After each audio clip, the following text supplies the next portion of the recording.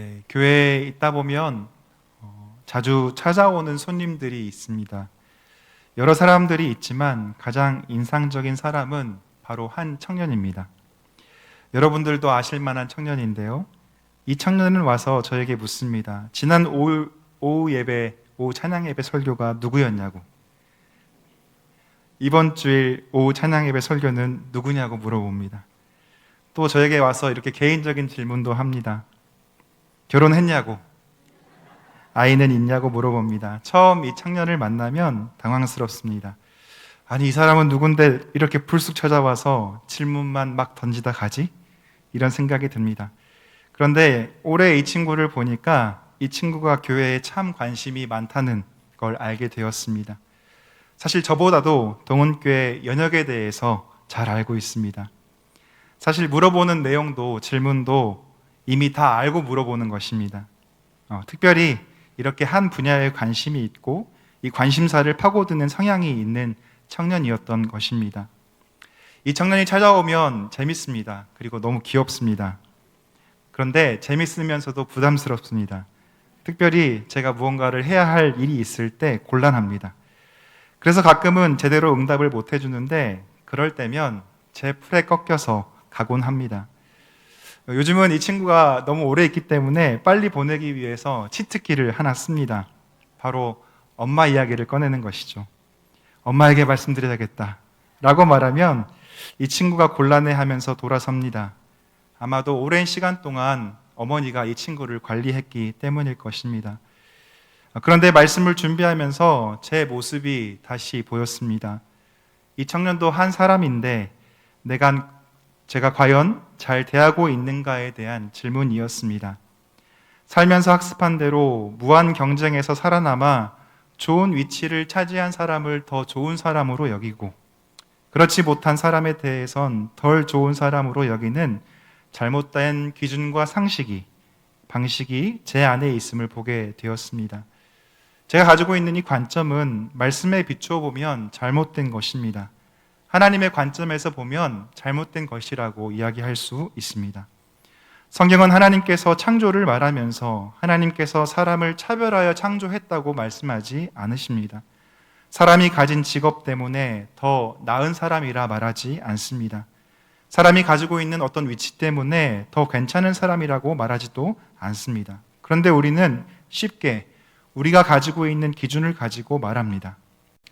우리나라보다 경제적 수준이 낮은 나라에서 온 외국인 노동자들을 함부로 대한다는 뉴스를 심심치 않게 듣게 됩니다.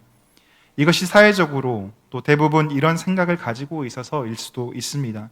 또 이렇게 해야만, 내가 이렇게 행동해야만 내가 높은 사람이나 더 나은 괜찮은 사람인 것처럼 느끼기 때문에 이렇게 하는 것일 수도 있습니다. 그런데 과연 이렇게 하는 것이, 이런 행동을 하는 것이 우리가 과연 옳은 것일까요? 성경에서 보면 나와 있는 계급의 차이나 신분의 차이가 보입니다. 이스라엘 백성들은 애굽에서 나온 후 시간이 지나면서 구성원들이 여러 구성원들로 구성되어 있습니다. 새롭게 들어온 이방 나라 사람들이 생겼습니다. 이들을 나그네들이라고 불렀습니다. 또 부모님을 일찍 여의고 의지할 데 없이 살아가야 하는 고아들이 생겼습니다. 또 사랑하는 이를 잃고 연약한 몸으로 삶을 지탱해야 하는 홀로 된 이들도 있었습니다. 이 세 부류의 사람들을 최약빈자층으로 성경에서는 말해주고 있습니다. 그런데 성경은 이러한 부류의 사람들을 무시해야 할 대상이나 우리가 낮춰보아야 할 대상으로 여기지 않습니다. 한 번도 그렇게 이야기하지 않습니다. 오히려 하나님께서 이스라엘 백성들에게 주신 율법의 내용은 이러한 나그네와 고아와 과부를 사회 제도 안에서 보호하고자 하시는 하나님의 숨은 노력이 잘 드러나 있습니다. 힘없는 이들이 굶어 죽지 않도록 추수한 곡식을 거둘 때에 나달까지 다 거두지 않도록 남겨두도록 하신 내용이 율법에 기록되어 있습니다. 또 포도원의 포도를 다 따먹지 않고 이 연약한 사람들이 먹을 수 있도록 남겨두라고 하신 명령들은 하나님께서 약자들을 향하여 마음을 가지고 계심을 우리에게 보여주고 있는 대목입니다. 하나님께서는 사람의 신분과 계급, 재산과 영향력 따위로 사람을 평가하지 않으시고 얼마나 하나님을 향한 마음이 있는가, 또 얼마나 하나님과 함께 하는가를 가지고 이 사람의 인생을 평가하십니다. 오늘 본문에 나오는 주요 대상은 이방인과 고자입니다. 사실 이 사람들은 신명기에 보면 총회법에 의해서 여호와의 총회에 들어오지 못한다라고 기록되어 있는 사람들입니다. 신명기 23장 1절에 보시면 고안이 상한 자나 음경이 잘린 자는 여호와의 총회에 들어오지 못하리라 라고 기록하고 있습니다. 또 이방 민족에 대해서도 이야기하고 있는데 3절에 보시면 암몬 사람과 모압 사람은 여호와의 총회에 들어오지 못하리니 그들에게 속한 자는 10대뿐 아니라 영원히 여호와의 총회에 들어오지 못하리라 라고 기록해내고 있습니다. 그런데 신명기 23장 7절과 8절에서는 너는 에돔 사람을 미워하지 말라. 그는 내 형제임이라. 애굽 사람을 미워하지 말라. 내가 그의 땅에서 객이 되었음이니라. 그들의 3대 후 자손은 여호와의 총회에 들어올 수 있느니라 라고 기록하고 있습니다. 율법에 의하면 지금 이 부류의 사람들은 결코 하나님의 총회에, 하나님 나라에 들어올 수 없는 사람들입니다. 7절과 8절에 예외적으로 에돔 사람이나 애굽 사람은 3대나 4대가 지나면 들어올 수 있게 되었지만 이방인과 고자는 여호와의 총회에 들어올 수 없다라고 율법은 선언하고 있습니다. 그런데 오늘 본문 이사야 56장에서는 이와 같은 율법을 뒤집는 이야기가 나오고 있습니다. 3절에 나와 있는 여호와께 연합한 이방인과 여호와께 연합한 고자는 5절에 말씀하고 계신 것처럼 내가 내 집에서 내 성 안에서 아들이나 딸보다 나은 기념물과 이름을 그들에게 주며 영원한 이름을 주어 끊어지지 아니하게 할 것이다 라고 말씀해 주십니다. 또 6절에 보시면 또 여호와와 연합하여 그를 섬기며 여호와의 이름을 사랑하며 그의 종이 되며 안식일을 지켜 더럽히지 아니하며 나의 언약을 굳게 지키는 이방인마다 7절에 내가 곧 그들을 나의 성산으로 인도하여 기도하는 내 집에서 그들을 기쁘게 할 것이며 그들의 번제와 희생을 나의 제단에서 기꺼이 받게 되리니 이는 내 집은 만민이 기도하는 집이라 일컬음이 될 것이니라 라고 말씀해 주십니다. 우리가 앞서 신명기에서 보았던 이 신명기의 내용을 새롭게 뒤집어서 말씀해 주고 있는 이야기들이 오늘 이사야 본문에 나오고 있습니다. 그러면 우리는 이 본문의 말씀을 어떻게 이해해야 할까요? 앞선 신명기의 말씀과 이 이사야의 말씀이 상충되고 있는데 어떻게 이 본문을 이야기해야 되는지 한번 알아보도록 하겠습니다. 일단 이사야 56장이 쓰여진 상황에 대한 배경적인 이해가 우리에게 필요합니다.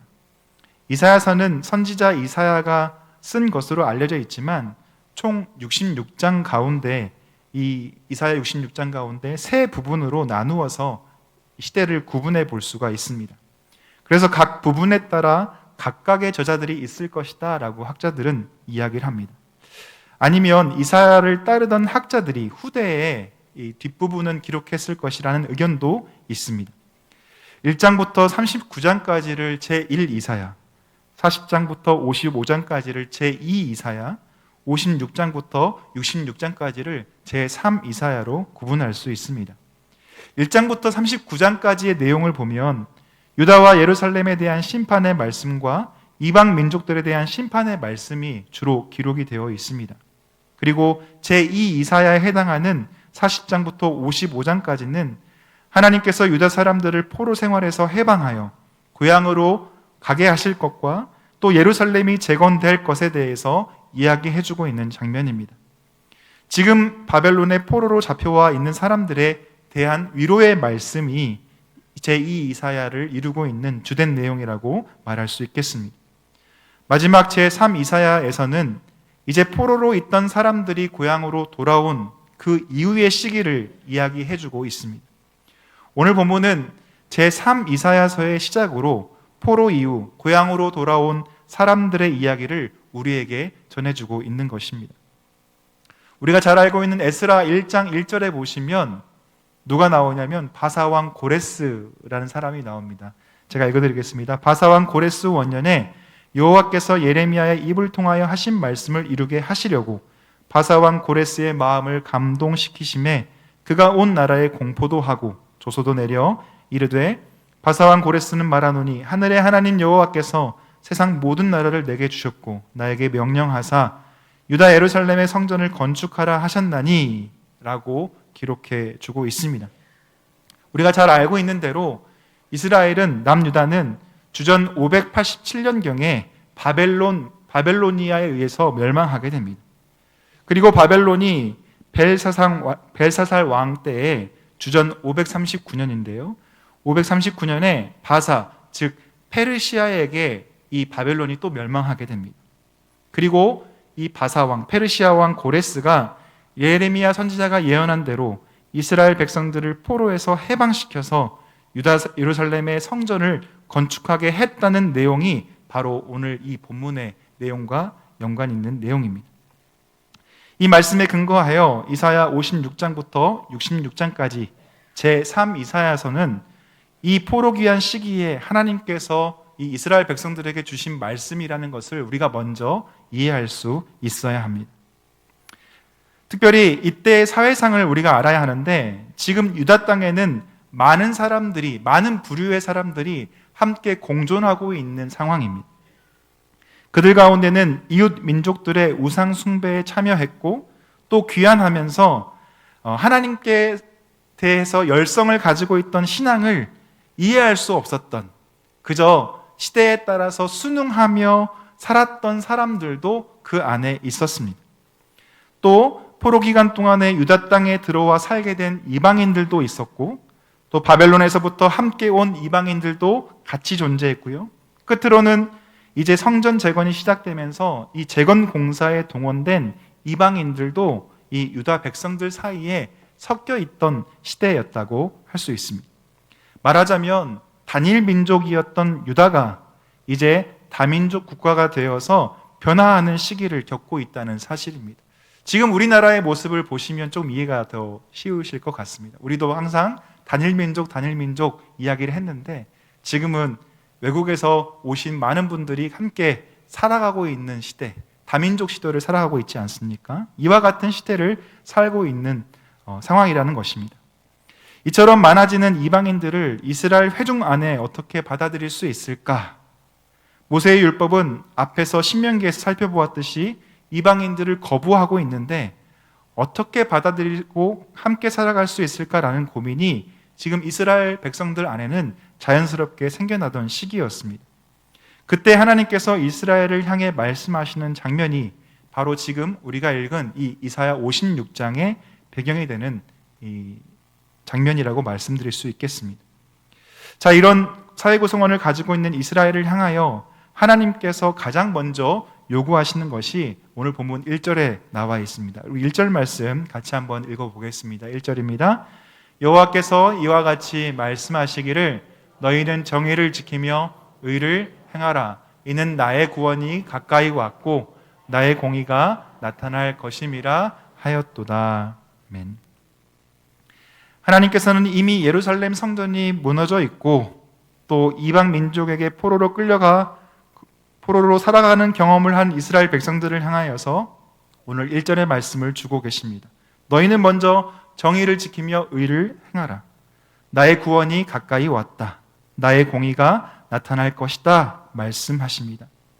이것은 하나님께서 이스라엘 백성들에게 약속하신 하나님의 약속이 이제 가까이 왔으며 이제 곧 이루어질 것이라는 말씀을 주고 계십니다.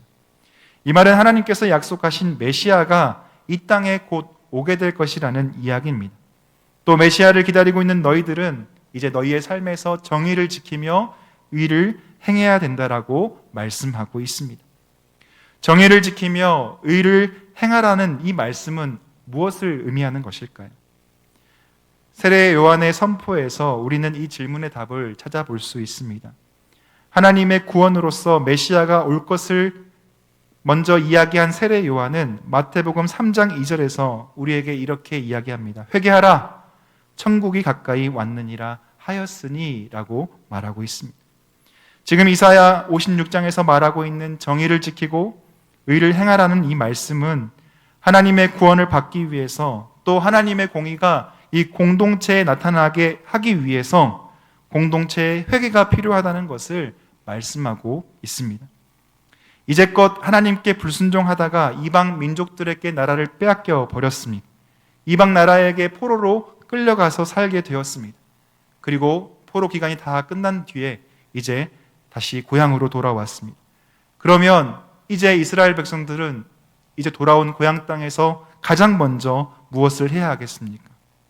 이전에 하나님의 말씀에 불순종했던 자신들의 삶을 회개하고 돌이켜 하나님을 섬기는 의를 행해야 하지 않겠습니까? 지금 이것을 하나님은 말씀해주고 있는 것이죠. 회개 없는 삶에 구원은 없다는 사실을 우리는 기억해야 합니다. 두 번째는 2절에 나와 있는 것처럼 안식일을 지켜 더럽히지 아니하며 그의 손을 금하여 모든 악을 행하지 아니하여야 하나니 이와 같이 하는 사람, 이와 같이 굳게 잡는 사람은 복이 있다라고 말씀해 주십니다. 안식일은 십계명에도 나와 있는 것처럼 하나님께서 이스라엘 백성들에게 주신 중요한 계명 중에 하나였습니다. 특별히 포로 이후에, 포로 후기에 안식일은 아주 중요한 주제로 떠오르게 됩니다. 포로 시대 때 하나님을 향한 신앙을 지키기 위해 가장 중요한 것이 무엇이었을까요? 포로로 끌려간 사람들에게 신앙을 지키는 표징으로 보여줄 수 있는 게 가장 중요한 게 무엇이었을까요? 바로 안식일을 지킨다는 것은 여호와께 예배드리는 신앙 공동체의 일원임을 알리는 중요한 표지가 되었다는 것입니다. 이방 땅에서도 하나님을 섬기는 것을 포기하지 않고 살아온 사람들도 있었습니다. 이제 포로로 끌려갔던 사람들이 다시 예루살렘으로 돌아와서 하나님을 섬겨야 됨에 대해서 말해주고 있습니다.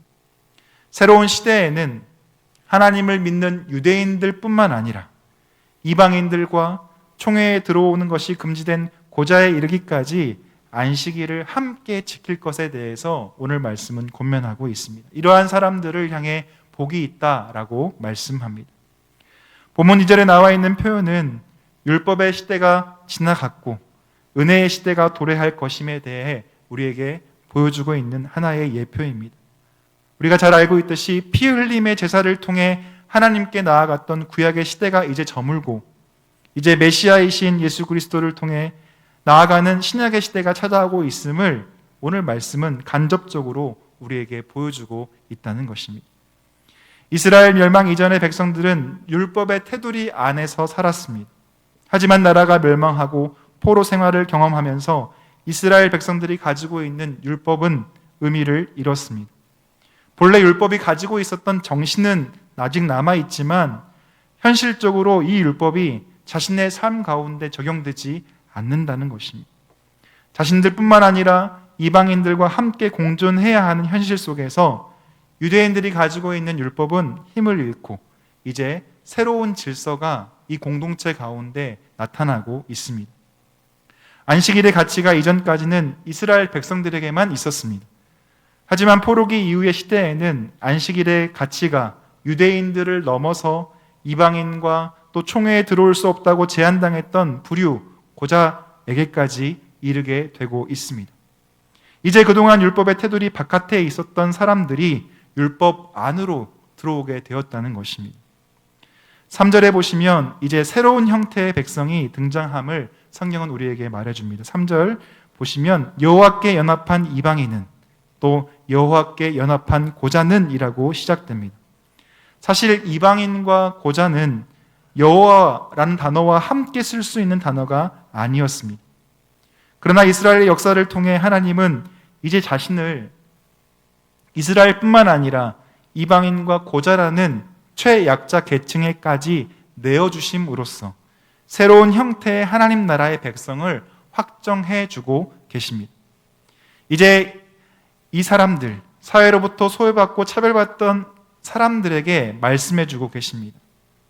사실 이방인들과 고자들은 자신들을 향해서 이렇게 고백했던 사람들입니다. 주님께서는 나를 반드시 당신 백성에게서 떼어 버리실 것이야. 나는, 고자들은 이렇게 말합니다. 나는 마른 장작에 지나지 않는다. 나에겐 생명이 없다. 라고 말하는 사람들이었습니다. 그런데 하나님께서는 이들에게 더 이상 이런 푸념 늘어놓지 말라고 말씀해 주고 계십니다. 여호와께 연합함으로 이방인들도 고자들도 1절과 2절에서 하나님께서 말씀하신 공의와 정의를 실천하며 안식일을 지키는 복된 이의 삶을 살아갈 수 있게 되었다라고 말씀해주고 계십니다.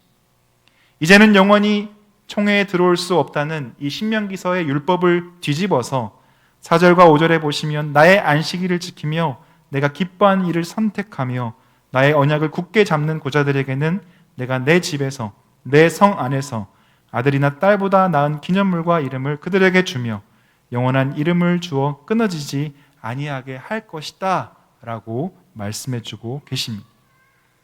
내 성 안에서 아들이나 딸보다 나은 기념물과 이름을 주신다고 말씀하십니다.